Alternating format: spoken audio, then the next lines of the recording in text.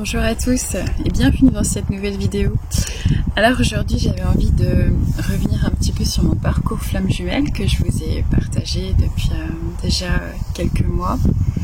Et je voudrais revenir sur la notion du détachement puisque c'est vraiment ce que je vis actuellement et depuis plusieurs semaines déjà. Donc j'avais fait une première vidéo que j'avais intitulée les montagnes russes pour expliquer que voilà, c'est un processus qui se fait par étapes et que même si on a l'impression parfois de faire des pas en arrière, on avance quand même. Donc cette vidéo sur le détachement, ça fait vraiment la suite logique. Et je voudrais voilà, revenir sur ce qu'on ressent en fait quand on est dans cet état-là. Alors j'ai choisi de faire la vidéo dans mon jardin, parce qu'il fait très beau. J'espère que vous m'entendrez bien, qu'il n'y aura pas trop de vent et de bruit parasite. Donc avant toute chose, je voudrais revenir sur la notion d'être amoureux. Quand on est amoureux et qu'on est d'un profil anxieux, c'est-à-dire plutôt le profil du chaser, on va dire ça comme ça, c'est un profil anxieux et très émotionnel, on va avoir tendance à s'attacher, hein. C'est quelque chose de naturel, d'inné en fait chez nous. On s'attache facilement en fait aux gens parce que on les capte, on détecte assez rapidement qui ils sont. Le terme d'attachement vient du verbe attacher et donc du verbe aussi lier.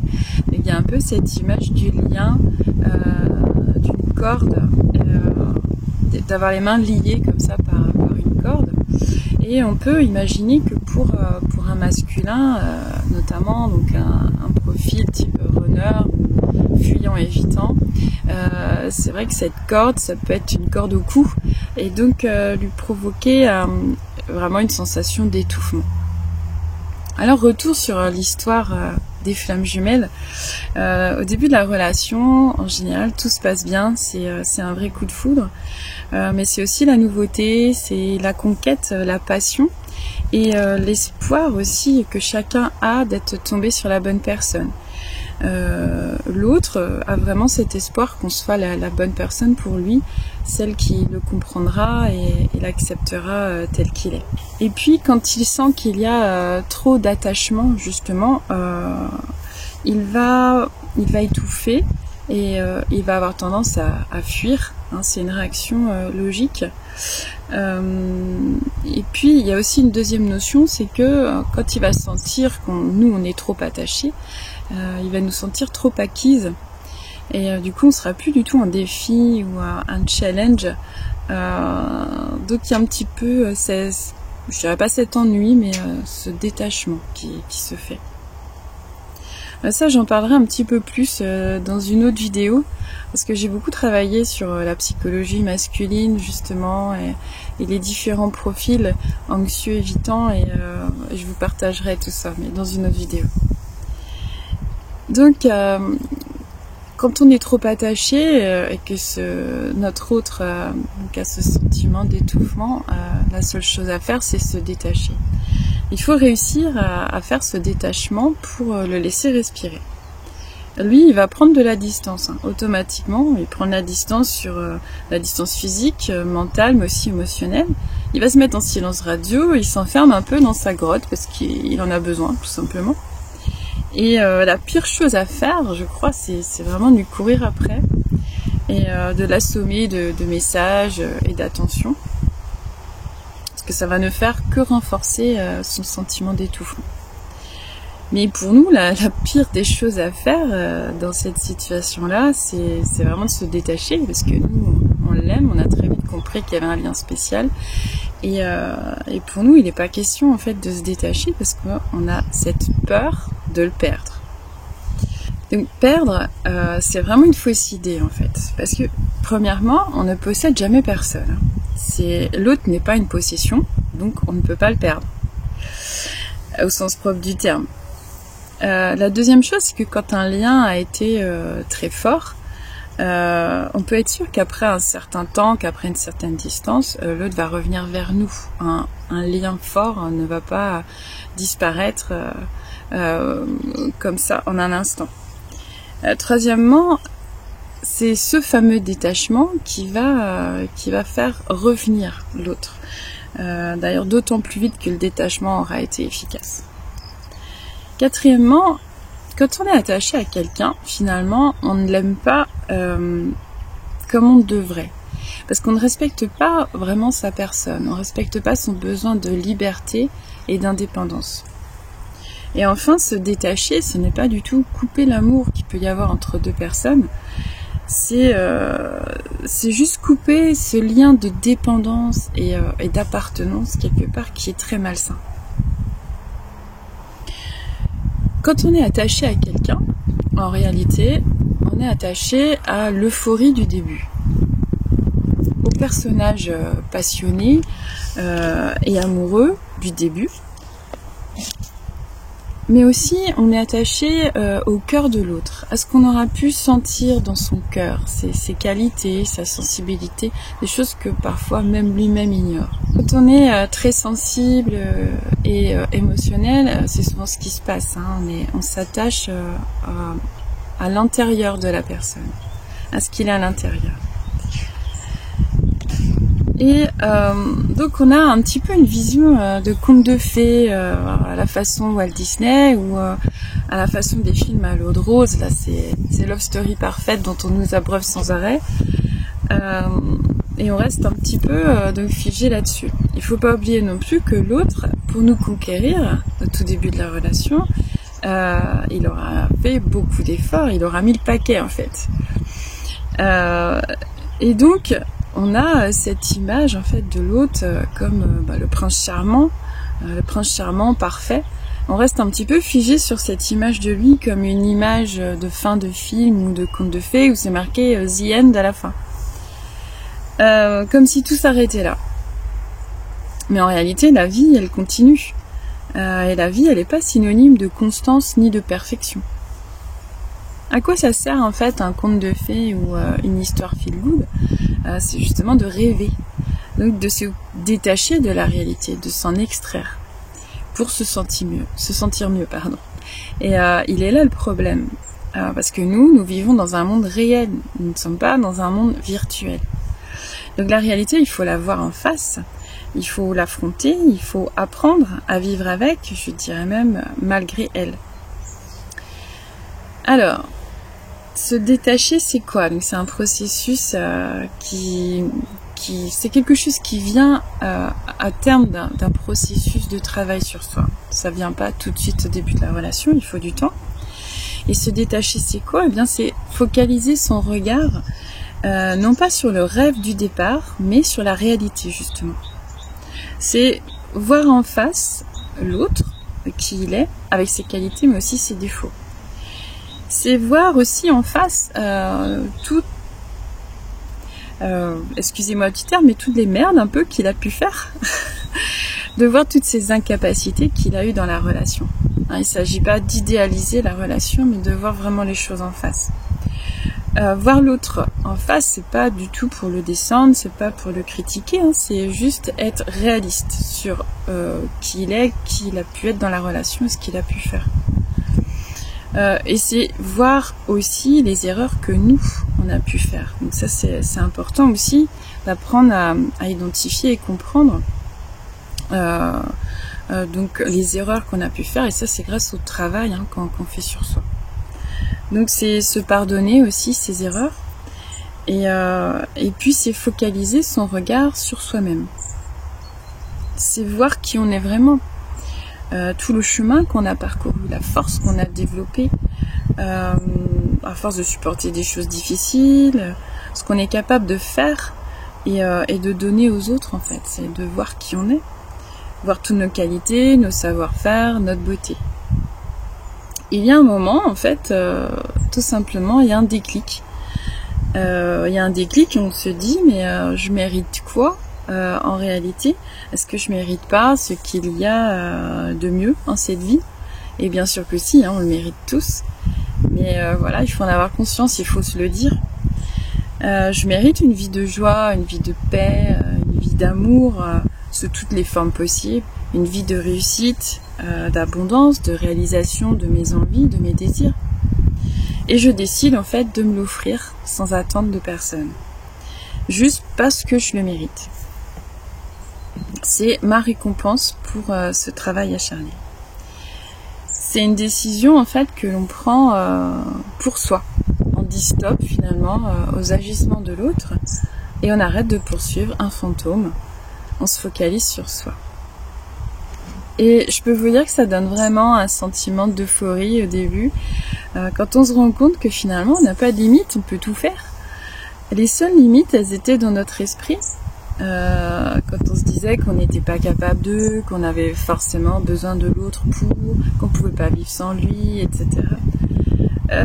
En fait, on réalise tout ce qu'on a fait pour l'autre ou pour la relation, et on se dit que pourquoi je le ferais pas pour moi et pour mon bonheur maintenant. La force qu'on mettait à faire plaisir à l'autre, eh bien, on va se la donner à soi pour son propre bonheur. Alors, est-ce que c'est magique ce détachement? Est-ce qu'il suffit de claquer des doigts et hop, on est dans le détachement? Non, absolument pas. Ça se fait évidemment par étapes. J'en ai déjà parlé dans la vidéo 7 où je disais que je l'avais une première fois, puis après il y avait eu un petit peu un retour d'émotion. Mais c'est un petit peu comme quand on apprend à faire du vélo, hein. On ne tient pas sur un vélo tout de suite.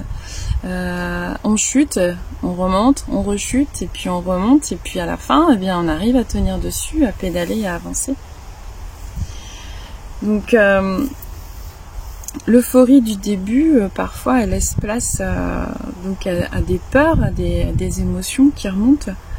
Donc c'est des peurs qui ressurgissent, voilà, quelques semaines après. On va repenser à l'autre, et puis on va se dire qu'il nous manque. On l'imagine peut-être avec une autre qui est sans doute mieux puisque il la préfère à nous. On se dit qu'on l'a perdu, la douleur est immense, enfin voilà. Mais stop. En réalité, déjà l'autre, elle est pas mieux que nous, elle est juste plus facile parce qu'elle est moins attachée, elle est moins amoureuse, donc elle est moins acquise. Et qu'est-ce qui se passe si jamais elle devient amoureuse ou trop pressante? Eh bien, il va la quitter au bout de 2-3 mois. Ensuite, notre valeur, elle ne dépend pas de l'appréciation de personne en fait. Il ne nous a pas quittés parce qu'on n'était pas assez. C'est même tout le contraire. C'est parce qu'on était trop aimante, trop attentionnée. Enfin, on ne perd personne, comme je l'ai dit. On perd une illusion. On perd l'illusion de l'autre, telle qu'on l'a vue au début, hein, au premier jour, au début de la relation, et telle qu'il s'est montré en fait, en prince charmant. On perd l'illusion de cette love story idyllique, un petit peu comme un conte de fées, mais on perd un rêve, parce que ce n'était absolument pas réaliste et réalisable. Finalement, on ne perd rien de réel. Alors les rechutes dans le détachement, donc ce sont nos peurs qui reviennent, des jugements que qu'on a sur soi depuis très longtemps, hein, depuis l'enfance en réalité. La peur de ne pas être à la hauteur, c'est un manque de confiance en soi. La peur de ne pas en faire assez, et donc de ne pas être aimé, la peur d'être rejeté, parce que c'est douloureux, la peur d'être seul, la peur d'être trahi. Ce sont les blessures de l'âme qui se ravivent. Mais plus on continue dans le processus et moins ces peurs sont importantes en fait. Et ces peurs, elles n'existent en réalité que dans notre tête. Elles ne sont pas réelles. La réalité, on en a parlé, c'est que on est super fort. On a supporté des choses difficiles, des souffrances. On a travaillé sur nous et en fait, on a su dépasser tout ça. On peut donc avoir une confiance inébranlable en nous. En fait, on a trop fait et c'est pour ça qu'il est parti. Alors faisons moins, voire quasiment plus aucun effort et voyons ce qui se passe. On a été trop aimante, trop attentionnée, alors ne le soyons plus, ou si, mais seulement avec nous. Au lieu de le mettre sur un piédestal, c'est nous que nous allons mettre sur un piédestal.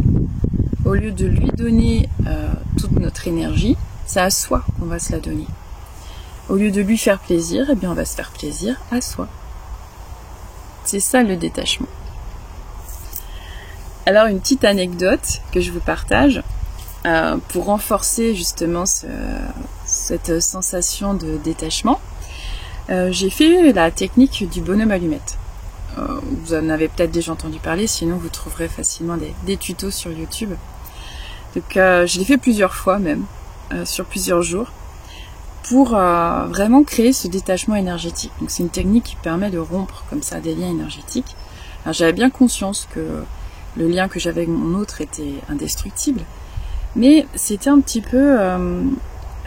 c'était une manière de dire à l'univers, de dire à la vie que je ne voulais plus être attachée en fait à cet homme tel que je l'avais été avant, c'est-à-dire pieds et mains liés, je veux dire, par une corde en fait, à lui, et que c'était lui qui tirait les ficelles de ma vie. Je montrais par ce biais-là en fait que j'étais prête à vivre, mais pour moi.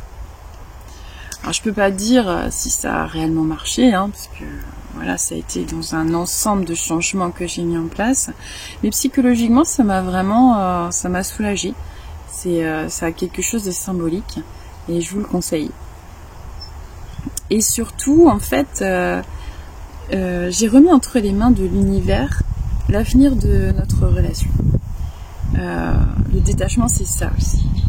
Je me suis dit, si on est destiné à être ensemble, eh bien on se retrouvera. Ou alors c'est que c'était juste une relation qui était faite pour me faire évoluer et que quelqu'un d'autre m'est destiné. Et c'est ça, finalement, le détachement aussi dans le lien, c'est de ne plus le contrôler, ne plus contrôler le lien. C'est le laisser évoluer naturellement.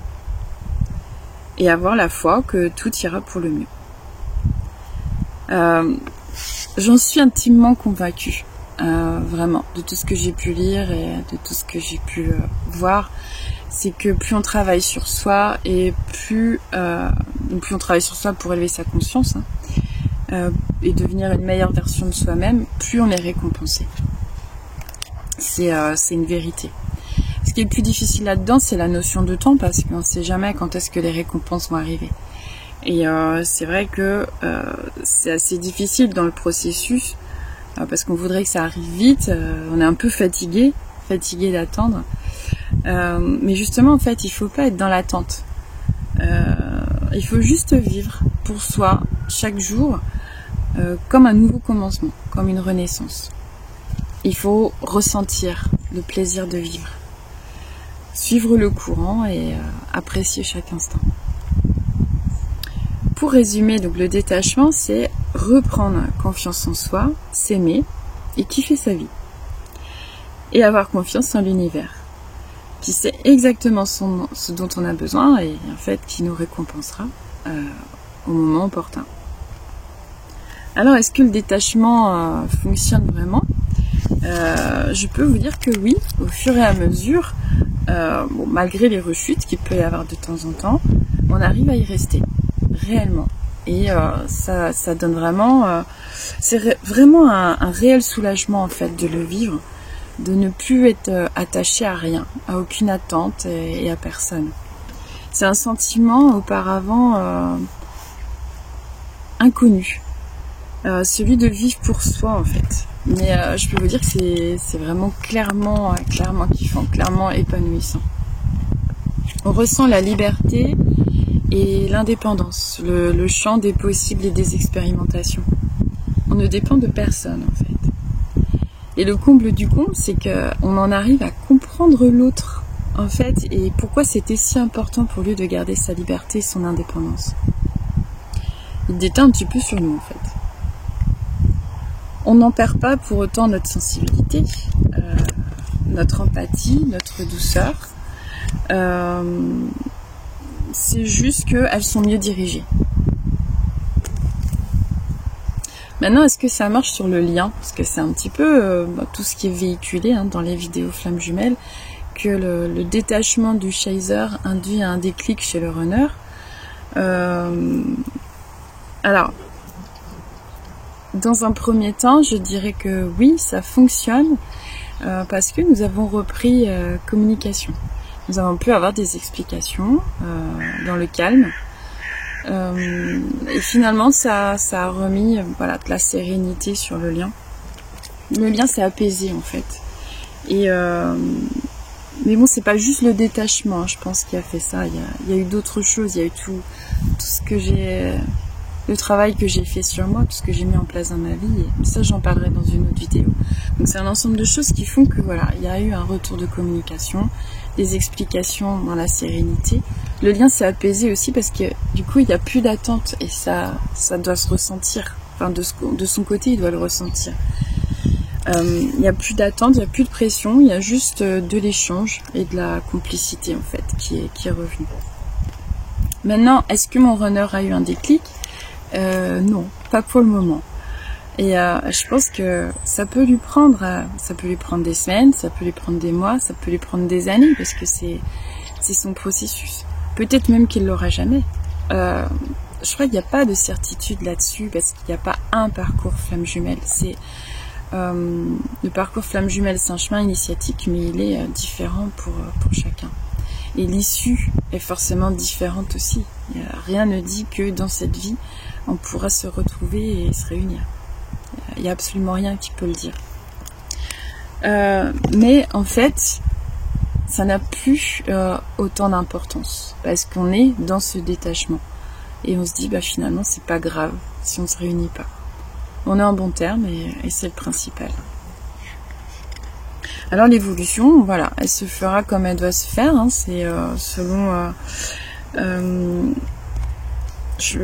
quelle qu'en soit l'issue, en fait, je m'en remets à l'univers, à la vie, au destin. Mais ce qui est certain, c'est que ça m'a vraiment changé. Ça m'a vraiment changé dans ma vision et ma manière d'être à la vie. Et ça m'a aussi vraiment beaucoup fait évoluer sur la notion du couple et la place que chacun doit avoir dans le couple, le rôle que chacun doit jouer. J'ai beaucoup travaillé justement pendant l'été, c'est pour ça que j'étais un peu moins présente sur les réseaux. J'ai beaucoup travaillé sur la psychologie masculine pour essayer de comprendre et sur justement le couple et les différents profils qui existent. Et ça, j'aurai l'occasion d'en parler dans d'autres vidéos, justement du profil anxieux, du profil fuyant-évitant. Et je manquerai pas en fait de vous partager justement toutes mes réflexions et tout ce que j'ai appris, parce que je pense que c'est important de le partager. Si ça peut vous aider dans votre chemin et dans votre relation, c'est vraiment tout ce qui compte. Donc je vais arrêter là pour ce petit partage, pour vous dire là où j'en suis. Et je vous souhaite le meilleur. Voilà, je vous envoie avec ce soleil, je vous envoie tout mon amour. Portez-vous bien. À très bientôt.